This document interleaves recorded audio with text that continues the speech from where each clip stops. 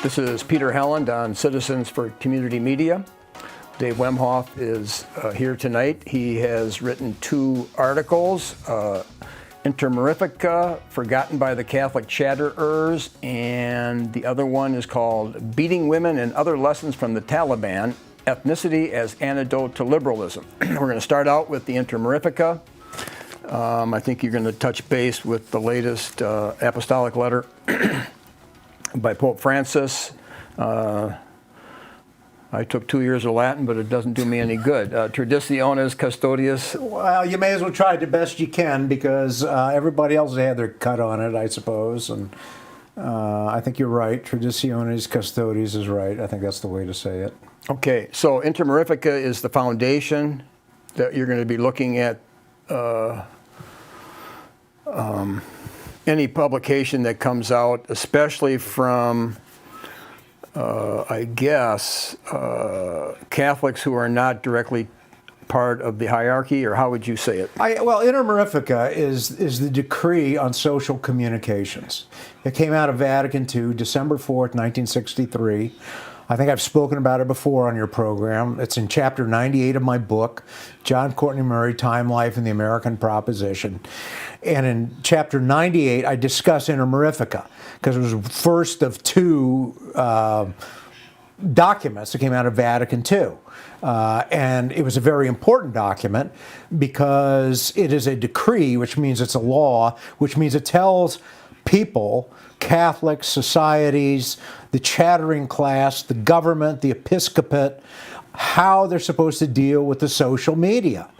And it seems to me that nowhere and no time ever is that more important than now, when things like Traditionis Custodiis comes out and you get these incredible articles and this incredible response, to what this document said.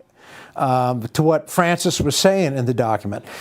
So let me go over Mirifica again. Mirifica sets forth the obligations of the bishops and the priests to properly teach Catholics how to use the social media. That means, present and produce content. And also it tells the Catholics how to consume that content. Okay? But it also, too, it tells the producers of the content how to produce it. And it also tells the state how the state is supposed to deal with the social communications. Everybody's got a positive, affirmative duties that have to be met. The other day I was interviewed by somebody. I said, have you heard of Mirifica? And I got this quizzical look on his face. And I said, well, you're doing better than most people, because they've never heard of it, but it's so important, okay? No, well, can I interject here? Yeah, sure. The Vatican II, in the aftermath, there was a strong emphasis some quarters on evangelism. And doesn't Mirifica presuppose that Christians or Catholics are using the media ultimately to promote the gospel? Yes, you're supposed to promote the gospel. You're supposed to promote the truth. There are several things that are required. I wrote them down. I don't want to miss anything. I want to follow my own advice here and the advice of Mirifica and present this document correctly. And so what this document said, along with the pastoral instructions that issued in January 1971, those pastoral instructions also reiterated doctrine. Okay, what you're supposed to do if you are a Catholic and you're in social media. That means if you're a Catholic and if you've got a YouTube show, or if you got a magazine, or if you write books, or if you have some website where you comment, you've got to follow certain rules. Okay, let me interject again. What's the authority of Mirifica? Because that's part of what you're arguing is authority. What is the authority of that document? Well, it's the council. The council promulgated it. Okay, but in light of all other authorities that the church has, they have different levels of authority.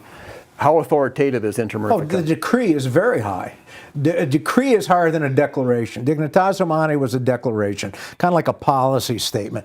A decree is law of the church. This is what you got to do, okay? And then after that, it's a constitution, which is higher yet.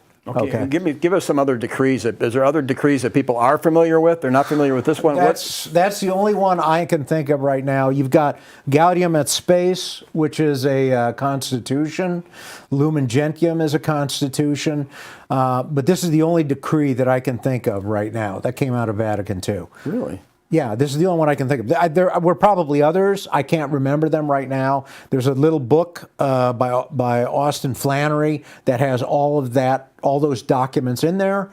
The front piece or the foreword was written by Cardinal John Cardinal Wright, and he said, we need to clean up our understanding of these documents. He said, because people are getting a bad understanding of these documents, and so we are making a very clear translation and putting them in this book, and that's what they did. So that's the only decree that I know of. So, but these are the things that the practitioners of the social communications, the social media have got to do. They got to be a competent authority in the thing they're talking about. Now, there's two phrases there. They got to have goodwill. That means they have to want to cooperate, to bringing about this decree and spreading the truth. Okay, they've got to have. When it comes to religious matters, you have to have serious and competent persons dealing with those matters. Again, that issue of competency. I mean, I'm not a surgeon. I can't write about brain surgery. I mean, I can read a book, and then I can tell you what's in that book, but I'm not competent to talk about that. So you need religious writers who are going to be serious and competent persons. When the social media is used, you have to state the truth, and then you have to accurately reflect the situation. Because what you're doing is you are building culture, you're preaching the gospel, you're having an impact on human souls. That's what the council recognized. I mean, it was a brilliant document. And it was a document the Americans hated, and we'll go into that in a minute. The Americans and the Americanists hated. So why is this so important now? Well, because you get articles like this, Traditiones Custodes came out July 16th. You had articles that came out a few days later, quote, Traditiones Custodes, an act of war against faithful Catholics. Here's another. I mean, it just goes downhill from that. Then another one, crippled religion strikes again. And Summorum Pontificum, which is what Benedict XVI wrote, cuts the axe. And then you got a guy who wrote, we resist Francis to his face. Pacamama Pope anathematizes the Latin Mass. No, these are it goes downhill. These are prominent Catholics. These are prominent Catholics that have wide followings. Now, how about you're not supposed to speak evil of the ruler of the people? Well, are they free to rebuke the Pope? I mean, are they free under Catholic teaching? What's their freedom under Catholic teaching that they can? They have to talk the truth about this. They can't inflame people. So did these guys, first of all, what's their credibility? What's their training, in religious matters? Do they have the training? Do they have the experience with this kind of stuff? Have they studied it? What are they doing here? Are they just inflaming people's passions with this? Are they a competent authority? It's the first question. Are they presenting it truthfully and accurately? And I didn't find that with most of these guys. I didn't find a truthful and accurate depiction or discussion of what was going on in these documents. Because Traditiones Custodes is the edict, if you will, or the apostolic letter, and then you got a letter from the Pope where he explains what he's doing. And I don't know, you read those and you kind of figure out what's going on, but you got to tell the consuming audience what you're doing. Well, okay. So these guys aren't being clamped down on by the bishops, but the consuming audience is going to have to vet these people in their minds. Okay, what I'm saying is, in the American government, you got the legislative and the executive. That's been legislated, but it's a joke if it's not going to be enforced. So here's my question. If that's true, and that's a decree of the highest order in the church, then there has to be an enforcement arm to it. There has to be an enforcement on Mirifica. But we don't really see the episcopacy, and we don't see the priests going out there and talking to all these writers and chatterers. I call them chatters. They all got their magazines. They all put out their books. They all have their little shows, I don't see any of the religious, any of the prelates doing anything to guide these guys. I'm not Which aware means of anything. Mirifica is just hiding away in a vault somewhere. Because if they're not enforcing that... It's not in the vault anymore. We've opened the vault door today. Okay. We're letting it out. And so this is what we have to do, folks. The pressure is then on the bishops who are supposed to enforce it. Well, they're supposed to train the people in how to use it. They're supposed, to vet it and check it. That's what they're supposed to do, but they're not doing that. So it falls down now on the discerning public, okay? So it's up to us, okay? So we have got to see if somebody's writing something or saying something, are they competent authority? Okay, so so-and-so has a degree in American literature. Ooh, that sounds impressive. That means they know how to write fiction, all right? Does that mean that they know science, that they know economics, that they know theology? Does that mean that? No, it doesn't, okay? So, to the credit of some of the chatterers, they had more qualified people, if you will, actually address, the issues in TC. We just call it TC, it's easier that way. But in TC, they had some more qualified people address it, to their credit. But once again, we have to ask the question, who are these people that are coming out here and telling us what to think? Why should we believe them? Why are they writing? What's their backgrounds? One of the funniest things that I find is that you see so much uproar in the church about married priests versus unmarried priests, celibate priests, so on and so forth. But so many of these chatterers that just whip so many people up are married with families. Why should you believe them before the priests? Why shouldn't you demand of your chatterers the same standards you demand of the priests? If they're going to talk about something, well, shouldn't they be celibate too? What are their credentials? What if, there's in the rules of evidence, and I bring this up because, Dr. Jeff Myris brought this up when he critiqued Taylor Marshall's ridiculous book, Infiltration. And 2 years ago, Dr. Myris wrote a piece. So I think he's a credible individual. He's got incredible credentials, and so he wrote a piece where he said, "Infiltration: An Idiot's Guide to the Problems of the Catholic Church." Yeah, that's a good title for an article. So basically, what he said, you have to consider 4 rules, and one of them is the rules of evidence. You gotta when you're doing your work, you gotta look at the rules of evidence. And you got to just say, well, because we're in the same room doesn't mean we have a conspiracy. It's you got to link things closer together, basically. And I think that's a very good point, okay? So these people have got to operate in accordance roughly with the rules of evidence, okay? Well, Rule 702 of the Federal Rules of Evidence talks about expert testimony. I think it's perfectly on point. I think what you're dealing with here is in Rule 702, you're dealing with 4 things. You got the expert, before somebody can give an opinion on what something means, on the significance of something, they got to show they got the right training in that area, okay? So if they're going to critique a book on brain surgery, I think they better be a brain surgeon, okay?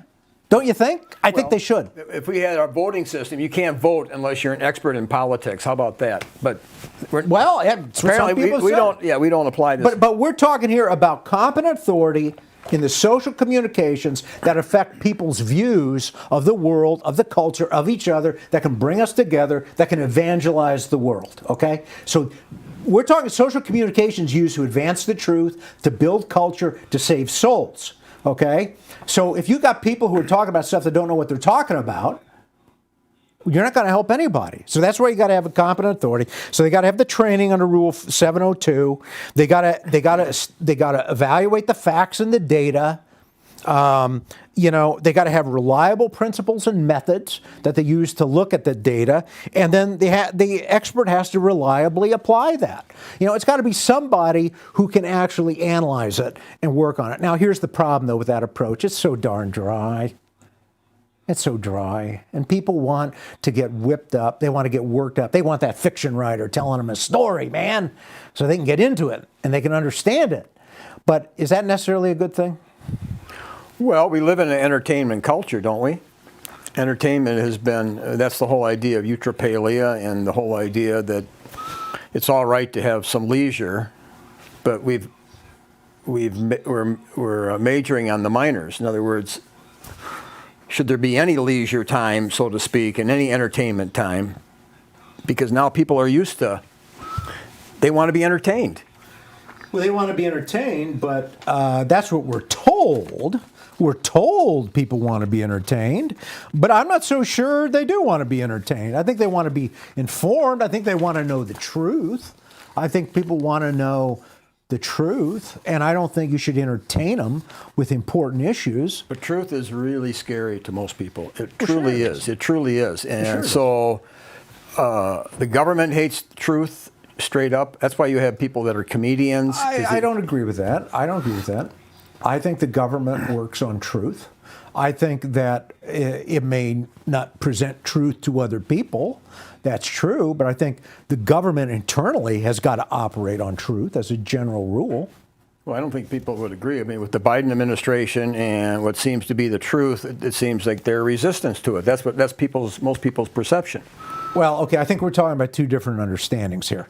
What I'm saying is that when people within the government work with each other, they got to be honest with each other. What's going on? This is what's going on. You have an ideology of the Biden administration which is not based on truth. You're right. It's not based on truth. Okay? It's based on an ideology. And America's based on an ideology. It's based on liberalism. That's not truth. It's a wrong analysis, a wrong understanding of human nature. So the Biden administration is similar to all past administrations because they've all been based on liberalism. Yeah, I think that's right. It is. So then truth is not at the forefront then of liberalism. Truth is not at the forefront of liberalism. This society is not based on truth, and we all suffer because of it. And it's been that way from day one, really, with the foundational principles of the national government. Right. And Jesus' teaching was like really strong on your foundation has to be grounded in truth. Yeah, it has to be grounded. If it's not grounded on truth, when the troubles come, you're going to be like a house that's blown over because it's built on sand. And that's why Pius IX said in 1864 in Quanta Cura, he said societies serve either one or two things. One, they either serve God, and if they don't serve God, then they're going to serve wealth. That's what he said. And that's true. And the people who run the society now are the plutocrats. And if you doubt that, I asked you, just look at big tech, how they're shutting everybody down. Look at the billionaires going into outer space. Look at the billions and billions of dollars that go into the pockets of private people, powerful private interests, the top 1/10 of 1% as a result of legislation. He said that in 1864? He said that December 8th, 1864. No, that's Pope Pius IX. Pope Pius IX. Right. Now, don't forget, Blessed Pius he IX. was very close. He was in very close correspondence with Jefferson Davis. Okay, the Southerners, their battle was against the money-loving North. That's how they saw it. The North was sold out to the love of money. The Southerners were purposely trying to do the opposite. They were an agrarian. Their money was in their slaves, which kept, paper money and all that at bay. The Pope understood exactly how the South felt. He was in strong correspondence with them. The enemies of Jefferson Davis were almost the very same type of enemies that were against the Pope. So the Northerners were radical lovers of money, and they won the war, and boom, the Gilded Age hits, it keeps going, and now money's all in the 1%. It's in the 1/10 of 1%. The Pope was fighting it, and the interests of Christianity were completely undermined with the victory of Lincoln. That's what I would say. They're printing money at an incredible rate in this country, and that is the effect of inflation. And what it's doing is it's driving up the price of assets. So the people who get the money put in their pockets from the printing presses are the ones who have power. The rest of us who work and who don't have that kind of financial leverage, we don't get it. Okay, we're being slowly squeezed. We're becoming the wage slaves. The wage slaves are being crushed slowly but surely. And so that's why you're seeing things like Robinhood apps that come up, because people are going to gamble on the market to try to increase their holdings. But this society operates primarily for the purpose of the plutocrats. And it floats a lot of boats. Don't get me wrong. It floats a lot of boats, okay? And a lot of people benefit from it, okay? But it comes at a price. It comes at a price. That's it. So the Americans really, and the Americanists really fought this idea of inter mirifica. And this guy, John Cogley, of course, was a Catholic. He was big in the Catholic publishing area at the time. He was a worker for the big plutocratic think tanks at the time. So he wrote up a document that was signed by Michael Novak, another Catholic, Robert Blair Kaiser, some Redemptorists, and John Courtney Murray. And he said, the document says, quote, and I'm going to read it, by its moralistic emphasis and simplistic treatment of the difficult problem of art and prudence, it appears to deny intrinsic value of the work of art and to compromise the integrity of the Christian artist. While the document speaks of the primary moral obligation of those who communicate information, primarily moral obligation of those who communicate information, it never speaks of the obligations of those who should be the source of information which society needs. It fails to come to grip with the problems of all those who are victimized by authoritarian secrecy. See, this is one of the things that the plutocrats hate. A powerful and independent government. They have all throughout history. The flat statement in number 14 seems to imply that the specifications of natural law and Christian judgment are effortlessly provided in the Catholic press. This could be interpreted as endowing the Catholic press with teaching authority and near infallibility. That is neither proper to journalism nor helpful to the formation of public opinion in the church. The document appears to be setting up an intermediate ecclesiastical authority between the individual communication worker and his employer. This is likely to be taken as a threat to the integrity of the media. It will seriously compromise the layman working in the general or secular press. Well, the media doesn't want anybody telling them you got to follow the truth. I mean, the media generally, you go to Notre Dame, the student newspaper, The Observer, you go to the who runs the journalist department of all the public schools, South Bend Tribune. Typically the media is run by super liberal people. From the get-go, when they go into the media in some small fashion in 6th grade, 7th grade, these are your hyper-liberal people, 89% of them. Oh, I agree with you, Peter. Yeah, I agree with you. Yeah, so it's endemic. I mean, it's systemic, endemic. It's just how things are, and the Christians are losing that battle. Losing their battle. The Council Fathers tried to do something about it. They got subverted by their own people. The Catholic Church has been subverted by its own people. Okay, and then in two important passages, it seems to give gives the state, the civil authorities, an authority over mass media, which is dangerous to political liberty everywhere, and which in some countries like the United States is proscribed by constitutional law. Well, they're talking about the First Amendment there, okay? They wanted to defend the First Amendment, which basically says you can do anything you want. After Sullivan versus New York Times, you can write almost anything you want about anybody as long as there's no actual malice. Well, I mean, that is not the Catholic standard. That's not the standard for disseminating truth. That allows the media to shape people, to affect people, to keep power in the hands of the plutocrats, and to really corrupt people. And has there been any doubt of progressive corruption and disintegration of this society since at least 1947 with the Everson case? No, there isn't. Right, so God's voice is not allowed. No. His opinion, his word, because of the First Amendment primarily, right. He cannot come in and order things. Right. Okay. Even though he's God, I'm God. I've been around quite a while. Sorry, God. I was here first, and God, you're interfering with the press. That's wrong. He can't come in and say that you can't do that.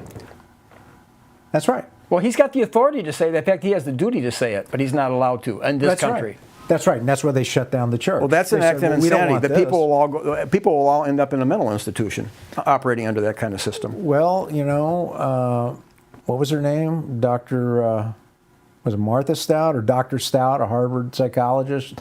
She wrote the book, The Sociopath Next Door. Well, she said in liberal societies, the rate of sociopathology is very high. It's very high. Well, yeah, because your mental illness is when you're keeping God away. That's the definition of mental illness. What else could it be? I think that's right. Yeah. I think that's right. Yeah, so the whole document is a piece of mental illness. The whole Constitution, if it's saying, no, God, your law can't rule here, well, you're on the path of Nebuchadnezzar, right? The First Amendment is the heart of the American experiment. And it gives power to the plutocrats, and it always has. And when they asked Sean Spicer on Thanksgiving Day last year, how come George Soros and Antifa can burn our cities, destroy our businesses, hurt our people with impunity? What was the first phrase out of his mouth? Because of the First Amendment. That's what Sean Spicer said. If he can see it, everybody else can see it. We don't want to fight for freedom. We don't want freedom. We want truth. We want goodness. We don't want freedom. Well, freedom, we want freedom truth and means goodness. whatever. Freedom is a subjective word. You can't. That word cannot honestly be just thrown about because the definition is too vague. Okay. Truth, on the other hand, is a different type of word than freedom. Yeah, it is. Inter Mirifica was written to, I think you said it earlier, to really come against the American ideology. I think it was a way to counter psyops. That's what I said. But also the church fathers knew, I mean, the council fathers knew how powerful the American media was. And they saw how everything was being twisted at the council. And they were furious. And they went back to the U.S. and to their home countries, and they complained about that. And they knew something was wrong. And so the first thing they did was come up with this document, which was subverted by its own intellectuals. The church's own intellectuals turned on it. And as a practical matter, the church's intellectuals still do the same thing. They've ignored it. So in my article, I say, you know what? Inter Mirifica says that there should be codes, like the old production code. Well, maybe all the Catholic chatters can get together and sign on to a production code, where they say, they start with the Catholic chatters, where we agree to certain things. Well, of course, they're not going to be able to do that because they all got their market share and they all got their little niche and they all got their different take on things. And unfortunately, nobody wants to mediate between them. But I think it's progress if we just get all the chatterers out there to acknowledge Inter Mirifica. Maybe that'll be the first step. Well, all the chatterers will say, I read Inter Mirifica, and they can hold up an Inter Mirifica copy. It used to be real simple before Vatican II because your typical Catholic home would not read a serious book dealing with anything that touched on their Catholic faith. They would not read that book unless it had the nihil obstat. Yeah, that's right. Okay. And the imprimatur. Right. So yeah, that's how can the same religious people, the next generation, how can they be so careful not to take anything into their head unless it had the nihil obstat, right. And then you turn around and you're going, what are you taking in your head? Does it have a nihil obstat? I mean, this we're talking insanity. Well, that's partly, that's partly the failure of the episcopacy. But that's why I think we're doing this program, Peter, is we're saying to the consuming public out there, hey, folks, here are some standards by which to evaluate what happened, okay, and what's happening. And I understand how people can get some chatterer, some scribbler who they like because they like the way he or she writes, and they identify. But are they really a competent authority in something? Are they really analyzing it properly? You asked me to read Traditionis Custodes, TC. You asked me to read it. I said, Peter, I'm doing other things. You kept bothering me. Right. Come on. I said, okay, fine. So I sat down, I read the thing, I read the letter, I read TC. TC referred back to SP, which is Benedict XVI. Benedict XVI, I think he referred back to Ecclesia Dei. So, you kind of read back on this stuff. Okay. And so that's the framework. And so, you can look at TC, and what I see in the letter associated with TC is from Francis. He's saying, we got a situation where the missal as the term for the Mass. Good boy. The Missal as the term for the Mass. My dog Spartacus is here.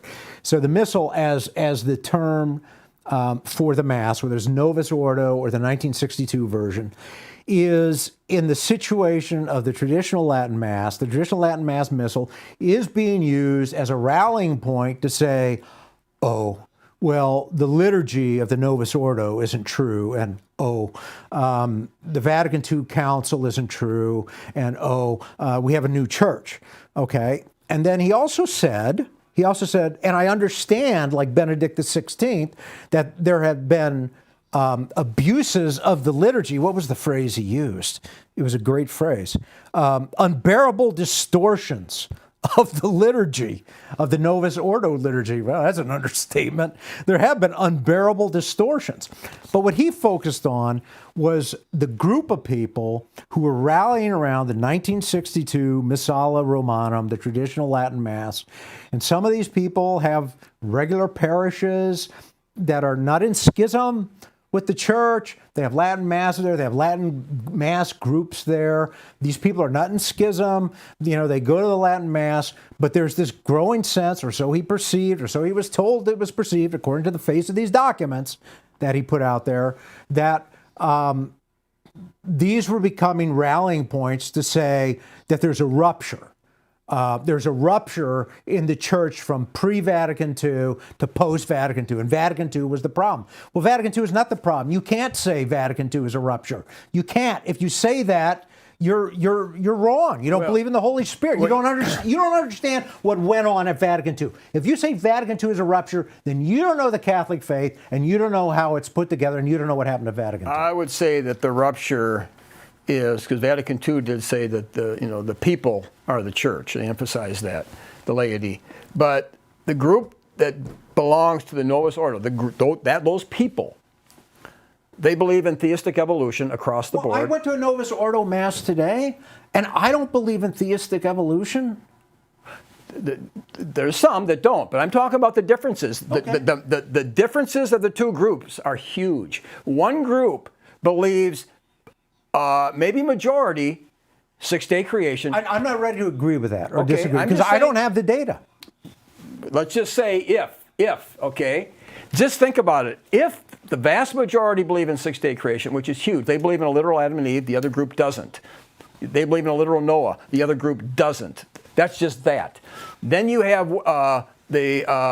one group believes the women ought to have the head covering. That's huge. That means they ought to be submissive. That means it's a whole different world view of the Latin Mass. This group thinks totally different. They have a different mindset on very important issues than the other group. They're going to clash. They're just going to naturally clash. I'm just making that point. That's the real issue. Hypothetical, which we don't know if it's true or not. People know. I have been. They know because they know both groups. There's people that know. I mean, I know people, and once again, I am done the studies, but I know people who like traditional Latin Mass, and they think Vatican II was totally heretical, and wow, wow. Well, you don't really know the religion, and so you got the catechism. This is the catechism here, right? Okay, there. I've been using it a lot. And then this is a companion to the catechism, which gets you on the road to understanding what's in the catechism, which really says a lot of the things that I think you would argue the traditional Latin Mass crowd would say was the Catholic faith before Vatican II. I think if you take a look at, come here, boy.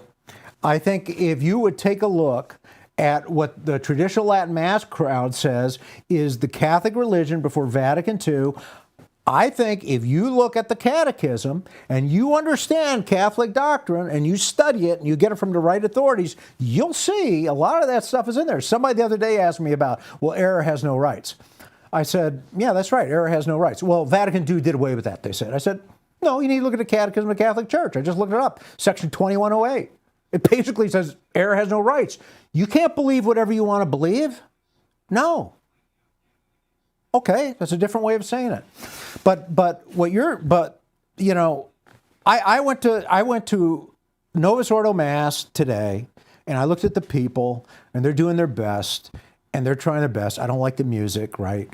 But they're there, they're doing their best. And I went to St. John Cantius 3-4 months ago in Chicago. Absolutely beautiful traditional Latin Mass, traditional church. You should go there.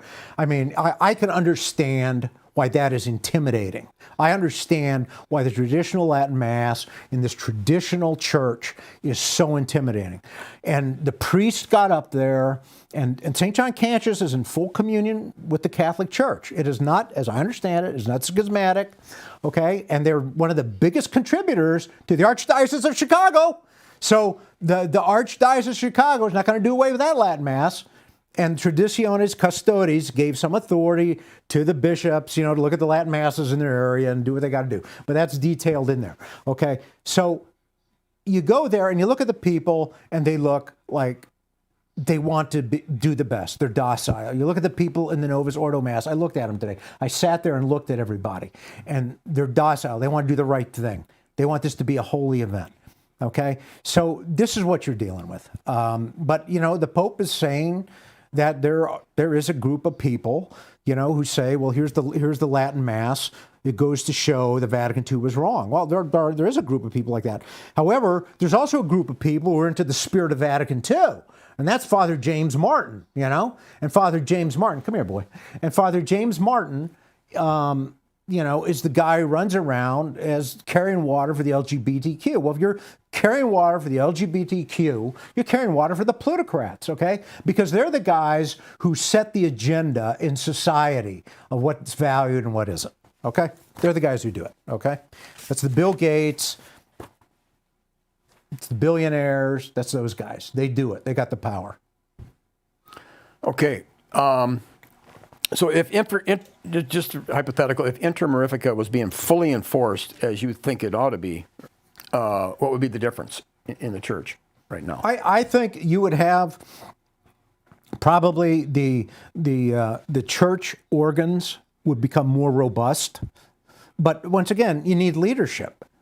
And I'm sorry. I mean, you look at a lot of the leadership in the church, the priests and the bishops, and it's a little disheartening, frankly. Well, you got Kavanaugh and Barrett on the Supreme Court with Gorsuch. They came in mainly through the suggestion of the Heritage Foundation and the Federalist Society. We know they don't get there on their own. Bishop Rhodes didn't get there on his own. What system? Is it the flaw of the system that is not putting the proper men in place? Is it a flaw of how they train them? Well, I've said in my book and in a lot of writings and talks that the leadership of the Catholic Church has largely become Americanist, and which means that You're saying across the world? Across the world, yeah.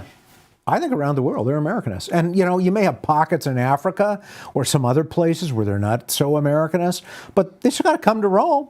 Well, and that's Americanist. Let's go back. World War II was called a world war.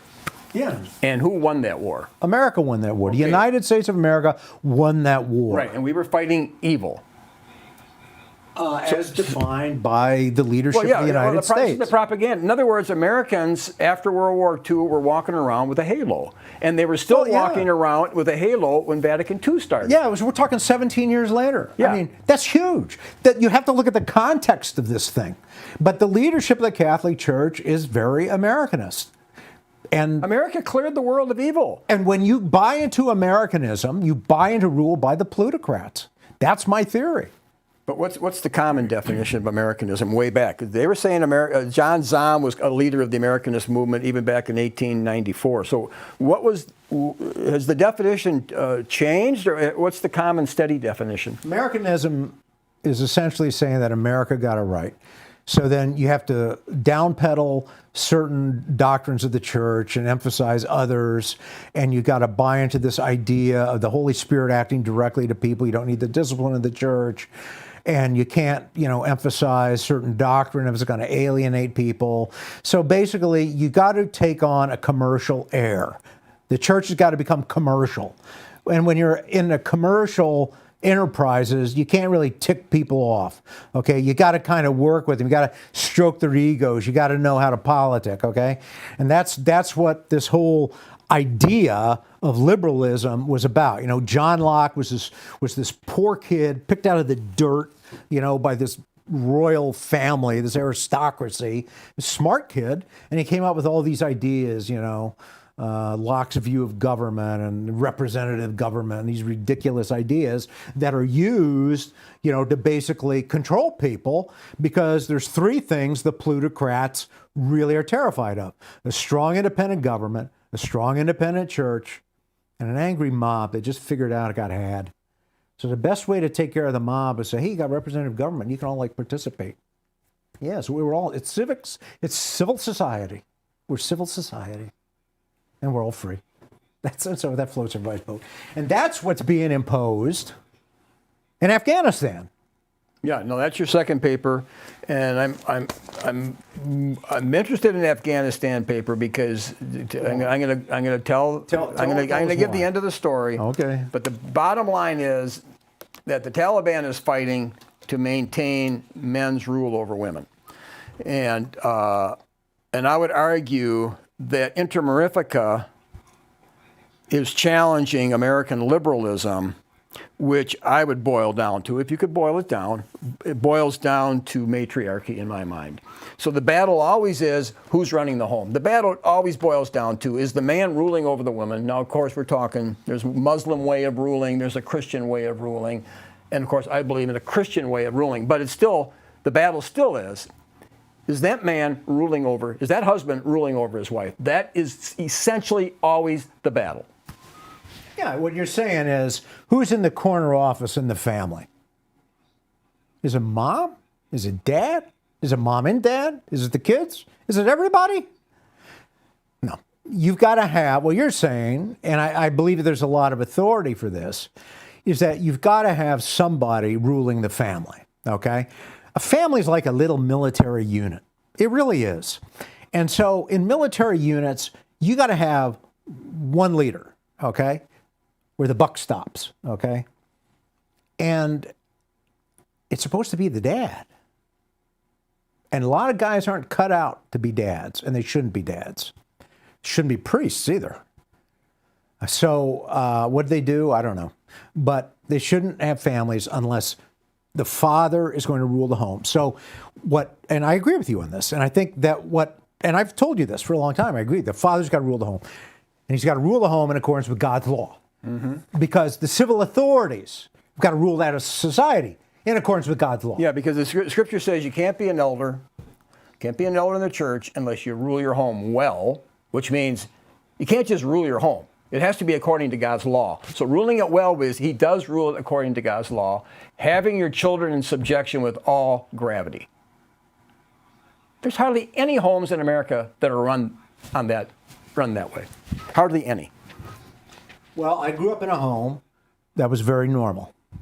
And Dad ran the home, and Mom acceded to what he wanted. And we knew Dad ran the home. And it was a great upbringing. It was a wonderful upbringing. It was idyllic. But this society didn't like that. And so it promotes all the freaks and weirdos and damaged people. And it goes, going back to our earlier conversation, I mean, I can tell you a couple of notable Catholic chatters claim to have trauma in their lives. Well, maybe it shouldn't be a chatter then. You know, maybe you need to deal with that trauma and shut up and sit down. Okay. But that's what's got to happen. The father's got to rule the home. And so when guys are looking to get married, you got to tell the woman, guys, you got to say to the woman, you got to say, okay, I'm going to be in charge of this family. My mission is your mission. Making me look good is your job. And you're here to cook, clean, help take care of the kids. You're going to be primary with the kids.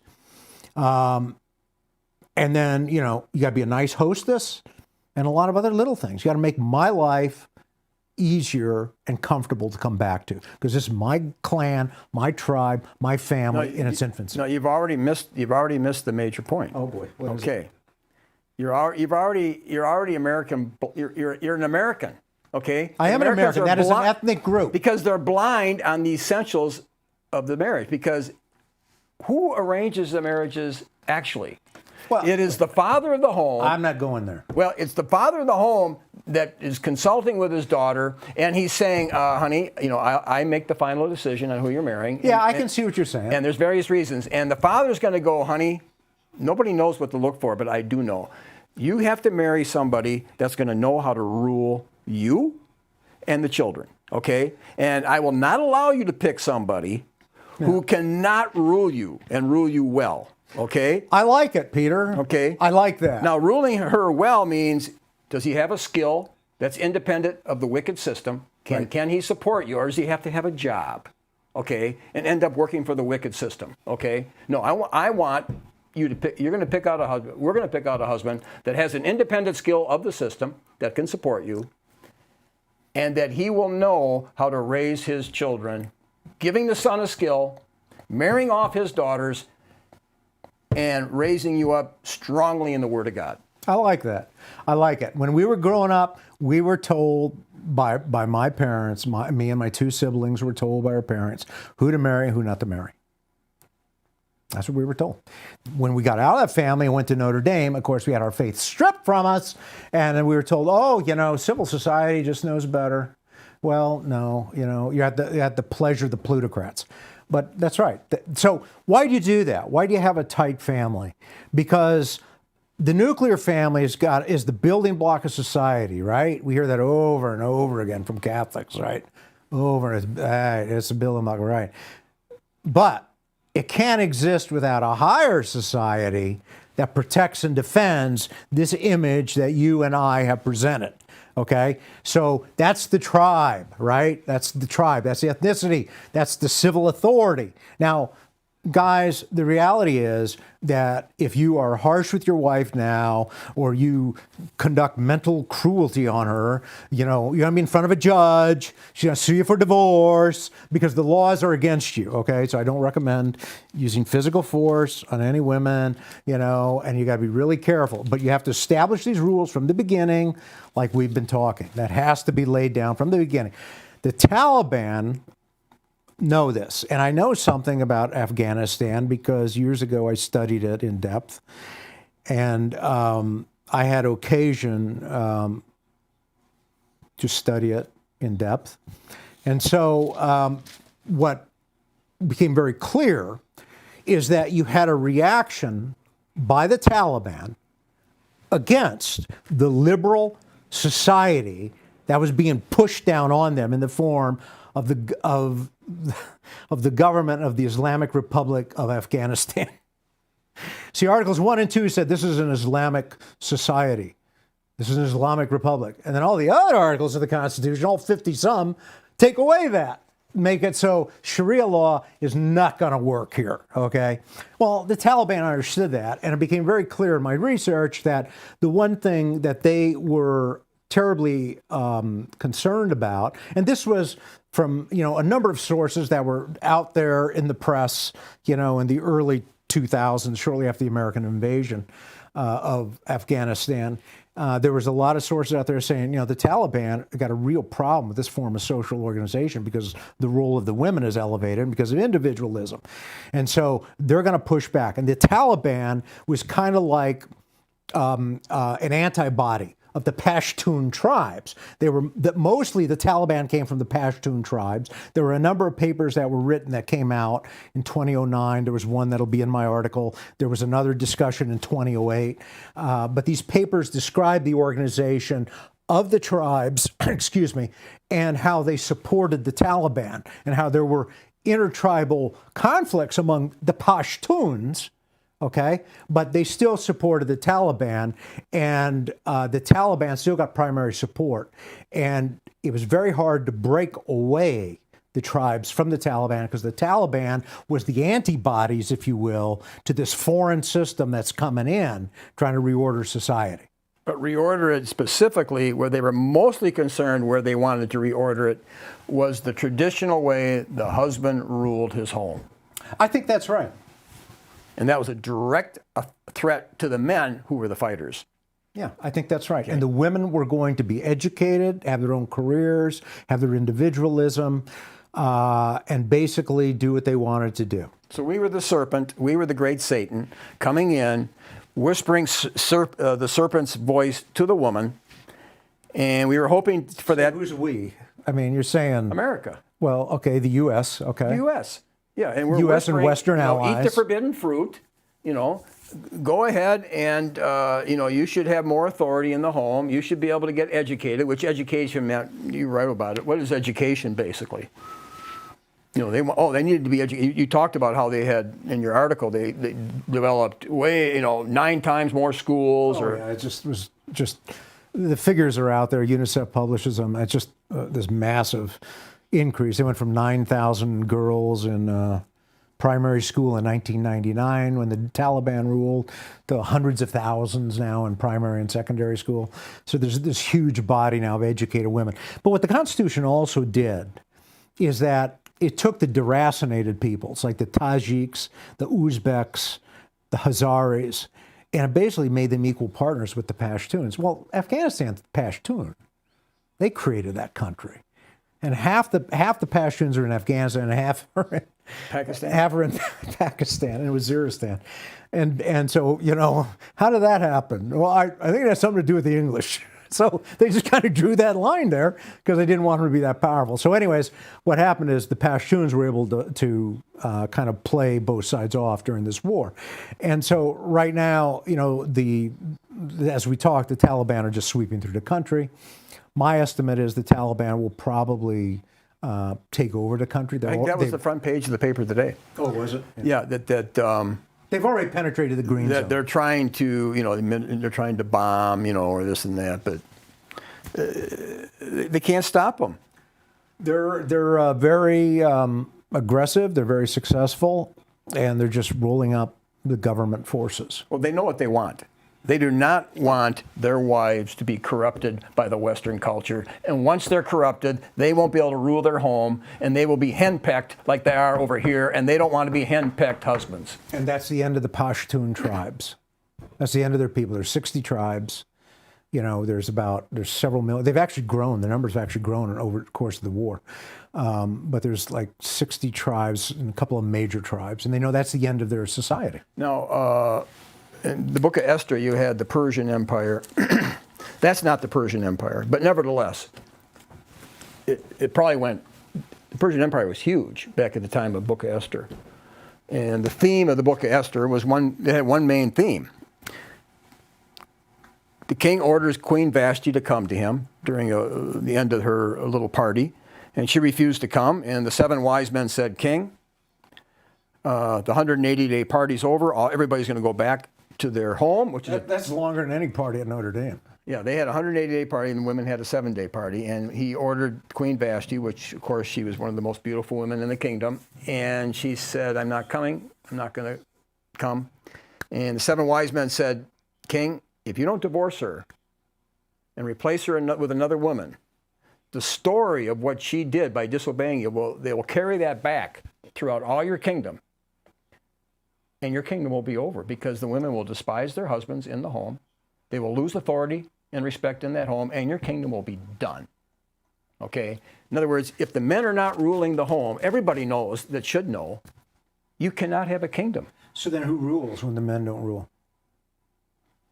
Well, not the women necessarily. It'll be the plutocrats, I guess. I think it's going to be the plutocrats. That's who I think it's going to be. So I was told by somebody who's a cultural genius, if I mentioned his name, Kevin McDonald. I think he's a genius. He believes in evolution, but he's a scholar. He's a scholar. He says their whole goal is to a strong father in the home is their enemy. Period. A strong father in the home is their enemy, and of course, a strong Christian father would be the real enemy. Well, that's the natural law. Then he can see the natural law in operation. Yeah, because he's an evolutionist, but he's looking at natural law. Sure, he can see it. He can see that's how it's supposed to be. That's how it is. So, that's what you're dealing with, I think, over there. And all this stuff was out in the open. All this stuff, we've talked about was all in articles and in reports from The Economist, for instance, and all this other stuff. And then all these other publications. Then you had all these studies that came out. The Council for Foreign Relations came out in November of 2008, and then the Counterterrorism Center came out in August of 2009, and they laid all these dynamics out there. Secretary of Defense Bob Gates in October 2008 was saying, we need to work with the tribes, to pacify the area. But then he was told, don't do that. And the later studies that came out said, we've got this struggle between using the tribes for political gain to pacify the area versus trying to impose, a progressive regime. It's a progressive regime versus tribal traditionalism. Well, wow. I mean, that's in the 2009 study from the Counterterrorism. Now, we only have two or 3 minutes left. Now, can you take that? Okay, go ahead. But I just want to say, this is what's in all the business school books. Okay, traditional societies are not progressive societies. There are blocks to the development of markets, to the accumulation of wealth. I mean, wow, right there. Yeah, they said it. Yeah, in other words, a strong father in the home. I just read that American households are $15 trillion in debt. Probably so. 15 trillion. Now, if you had a strong father in the home, Christian father, he will have, as one of his objectives, it would be, we're not going into debt. Okay? He'll just already have that tone. We're not going to go into debt. Well, I want this. He's going to tell his wife, we're not having that. But he can't say no to her. Okay? So they buy it. And that's just in that area. There's all kinds of areas where he can't say no. But this is where the church needs to step in and help that father. This is where you have to understand we are an American people. We are an American ethnicity. Okay? We have a right to exist and to prosper. And this is how you do it, by building a strong family. All these traditional family folks, this is how you do it. It's not just about fighting abortion and gay marriage, as bad as that is, those things are, but it's also being something positive and creating that. Yeah, and the Bible says to the women, you're to be silent. You're to be silent in the church. You're to have a head covering on. You're to be silent in the church. You're not to speak. And if you have a question about something, when you're home, ask your husband. Your husband's your authority, even on Scripture. You ask him if you got a question. Okay. Now, that's not the situation in America today, is it? Of course not. Okay. Of course not. But it's saying that husband has a lot of authority that's been taken away by our Constitution. But we have a way forward, don't we? I mean, the way forward is the church can get strong. Judgment begins in the house of God first. So the church leadership could step up to the plate if they had the courage. They could if they wanted to, just like what they could with social media. Okay, this is Peter Helland on Citizens for Community Media here in South Bend, Indiana, and our guest is David Wemhoff, and hopefully he'll continue to write good articles and want to get his research out. So, thanks for coming. Thanks for having me, Peter. I think we got a lot out today.